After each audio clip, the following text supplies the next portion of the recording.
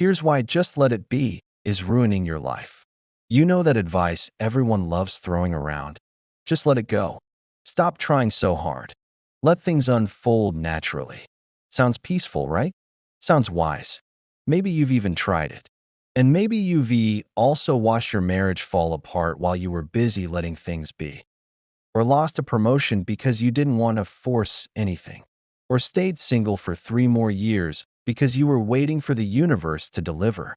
Here's the thing nobody tells you about Alan Watts and all that Eastern philosophy stuff that sounds so good at 2 a.m. when you see ain't sleep.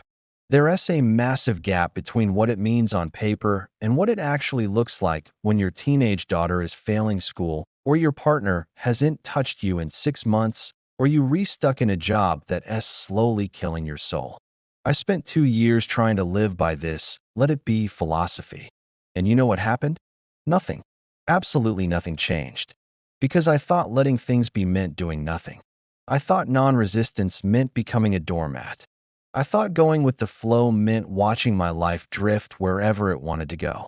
So let's talk about what Alan Watts actually meant, because this paradox is eating people alive.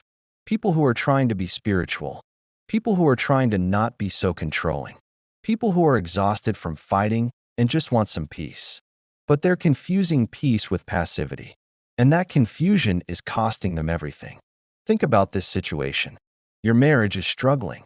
Communication has broken down. You're sleeping in the same bed, but living in different worlds. Now, if you take just let it be literally, what do? Nothing, right? You just accept it. You tell yourself that trying to fix it is resistance. You convince yourself that forcing conversations is going against the flow. So you let it be. And 6 months later, you're signing divorce papers, wondering where it all went wrong. Or here's another one. You're single. You've been hurt before. You hear all this advice about not chasing, not forcing, just being yourself, and the right person will come along. So you stay home. You don't put yourself out there.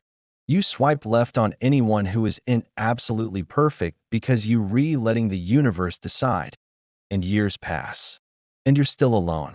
Still waiting for that cosmic delivery. This is where everyone gets it twisted. Alan Watts wasn't telling you to become passive. He wasn't saying stop trying.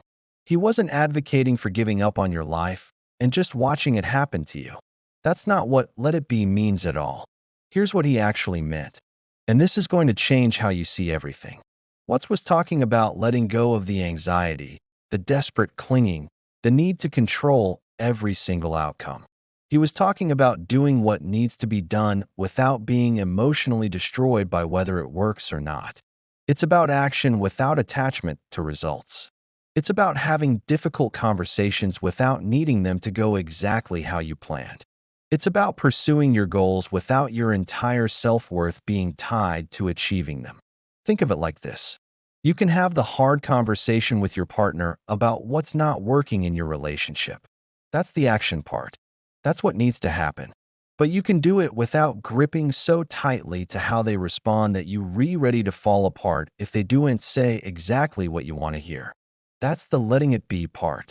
You can pursue someone you're interested in, put yourself out there, be vulnerable, but without that desperate energy of needing them to complete you or save you from loneliness. That's the difference. The paradox dissolves when you understand this. Non-resistance doesn't mean non-action. It means acting without resistance to reality as it is right now. It means making decisions and taking steps forward while accepting that you don't control the outcome. You control your effort, your intention, your behavior. You don't control how other people respond. You don't control whether things work out exactly as you imagined. Let me give you a real example. Say you're a parent and your kid is making terrible choices. The passive version of let it be says, well, they need to learn on their own. I shouldn't interfere. Let nature take its course. But that's not wisdom. That's just abandonment dressed up in spiritual language. The real version? You have the conversation. You set the boundary. You offer the help. You do what a parent needs to do. But you also accept that your child is their own person, making their own choices, living their own life. You can guide, but you can't control. You can influence, but you can't force. That's the engaged, unattached approach. Or in your career, the passive version says, if it's meant to be, I'll get the promotion. I won't lobby for myself because that's forcing. But the real version? You advocate for yourself. You make your case. You put in the work. You have the uncomfortable conversations about what you want. And then you let go of the outcome. If you get it, great. If you don't, you didn't base your entire identity on getting it. You did what you could, and now you respond to whatever happens next. This is what's meant by living in the eternal now. It's not about ignoring the future or being reckless. It's about being fully present in the action you retaking right now without being mentally trapped in all the what-ifs about tomorrow. You plan for the future while living in the present. You work toward goals while not being imprisoned by them. The people who get this wrong in both directions are the ones who suffer most. You've got the controllers who grip so tightly they strangle everything good in their lives. They micromanage their relationships until there's no air left to breathe. They stress about every little detail until they're paralyzed. And then you've got the other extreme, the people who are so afraid of being controlling that they do nothing at all. They watch their lives crumble in the name of spirituality. The middle path is where the real power lives. It's taking responsibility for your life while releasing the illusion that you can control everything. It's making choices, having conversations, pursuing what matters to you, while also accepting that life is bigger than your plans.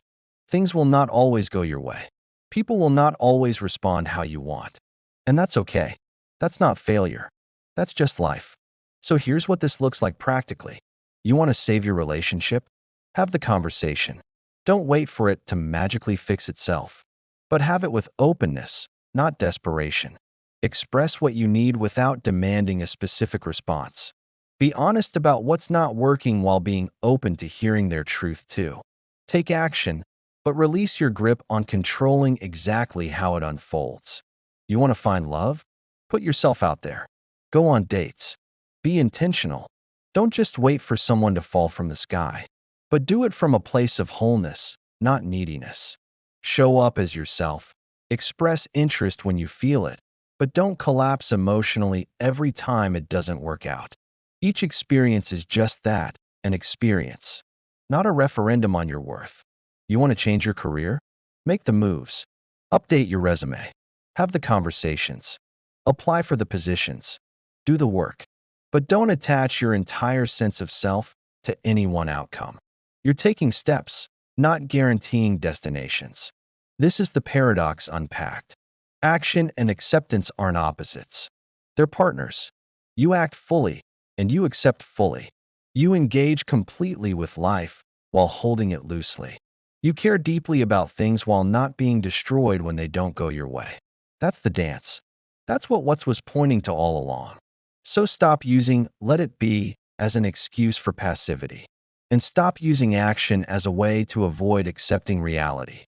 Do what needs to be done and let go of the rest. If this hit home, subscribe for more.